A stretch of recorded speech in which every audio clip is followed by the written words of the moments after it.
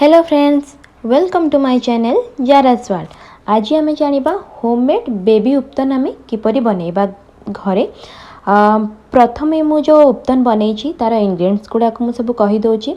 मुझे अरुआ चाउल, मुग डाली, बिरी डाली आ बुट डाली बा चना डाली आ कि हलदी यहाँ आम घरे इजिली बनई पारिबा। ये सब जिनस आमर घरे थाए।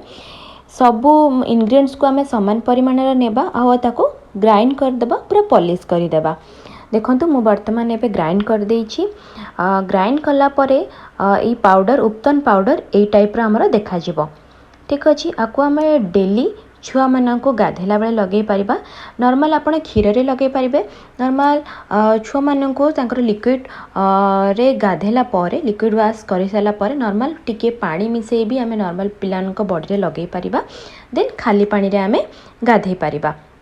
देखो मो झील को मुझे टाइप लगाए छुआ बेलू ही मुझे डेली यूज करे ये उपतन। देखु आ द्वारा छुआ मानकर बॉडीर हेयर भी रिमूव हो जाता है एवं बहुत स्मूथ आउ साइन करता है छुआ मानकर बॉडी।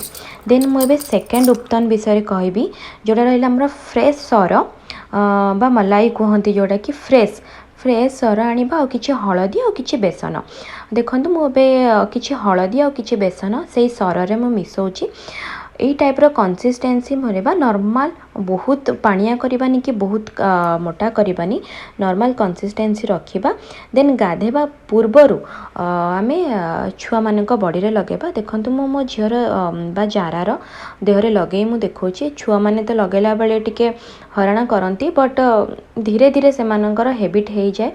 यह द्वारा ऑयली से मानक बॉडी रे रही था, मॉइस्चराइज रही था, हेयर रिमूव होता है आ बॉडी पाई भी बहुत भल छुआ मानक पाई। ये जेतु होममेड घर इंग्रेडिएंट्स को लेकिन आम बनई। प्रथम आम लगेदेबा, तापरे से मानक 5 to 10 मिनिट रखिबा बॉडी रे।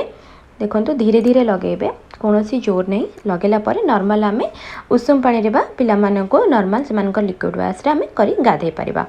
देन एबे मु स्टार्ट करिबी थर्ड उपतन।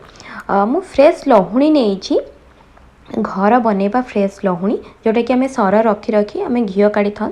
घी काढ़िया पूर्व जो लहुणी होता है से किसी आम हलदी मिसेबा, नॉर्मल हलदी आउ किछि भी नुह, लहुणी रे हलदी ताको भल भाव में मिसई देबा।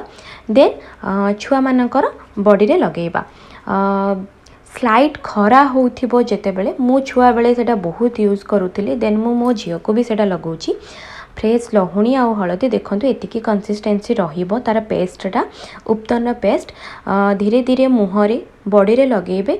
उषुम खरा बा धीरे स्लाइट खरा पड़ुथिबो छुआ मानकु सेठे नै कि बसैबे देह सारा लगे साला पर, जा फल रे कि खरा द्वारा लहुणी रो जो ऑयली अंश बॉडी रे बहुत भाव में ऑब्जर्व हो जाता है, देह को भल भाव में भिजी जाए। जो लहुणी रो सॉफ्टनेस अच्छी आ मॉइस्चराइज मिलता है, ऑयली भी रही थाए आ बहुत ग्लो भी करी थाए, केबे ड्राइनेस आसीबनी। देखंतु मो मो झियो को एमिति खरार रखी लहुणी लगे एमिति गाधे दे थाए। देन फ्रेश सर बेसन और हलदीर जो उपतनटा कहली आपको आप वीकली थरे करें। आ लहुणी हलदीर जो उपतन भी वीकली थरे करें। माने आपको 3 दिन रे थरे लगे ताको 3 दिन रे थरे लगे पारे। आ जो प्रथम मु जो उपतन पाउडर कहली आप डेली गाधेला बेले लगे पारे। यह थिला छुआ मानकर उपतन मु 3टी इंग्रेडिएंट्स सब कहली। मो झील को यहाँ यूज करते। आशा करुँची आज भिडटी आपण मानक भल लगी निश्चित। यही उपतन बेबी मानक उपतन भिडियो आउ भल लगे लाइक शेयर और कमेंट करेंगे। और जो मैंने भी नुआ अच्छा आम चैनल को प्लीज़ सब्सक्राइब करेंगे। Thank you.